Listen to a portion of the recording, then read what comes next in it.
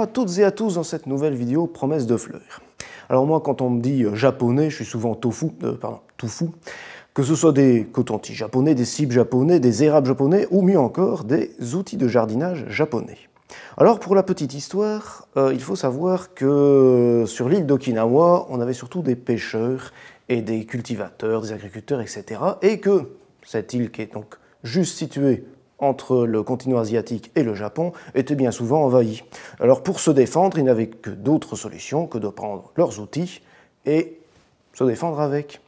C'est ce qu'on appelle le kobudo d'Okinawa, ça donnait donc un art martial. Eh bien cet outil fait finalement partie du kobudo et s'apparente au kama, pour ceux qui savent ce que c'est. Mais ce n'est pas tout, donc c'est aussi, avant tout, un outil de jardinage. Très peu connu des Occidentaux, et c'est bien dommage, parce qu'en fait c'est un outil assez polyvalent.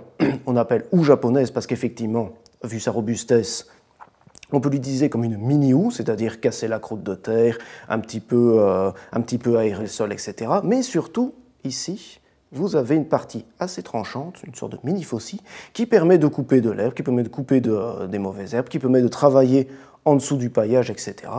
Donc c'est un outil très polyvalent et je l'espère que beaucoup de jardiniers l'adopteront chez eux parce que c'est vraiment pour moi un indispensable. En fait, comme c'est un outil très solide aussi, on peut l'utiliser dans une terre lourde, compacte, argileuse comme j'ai chez moi. Il n'y a aucun souci à ça, bien au contraire, elle servira beaucoup à l'aérer. En bref, retenez bien ce nom de houe japonaise car c'est un outil particulièrement polyvalent qui permet à la fois de couper des mauvaises herbes mais surtout d'aller un petit peu aérer la terre.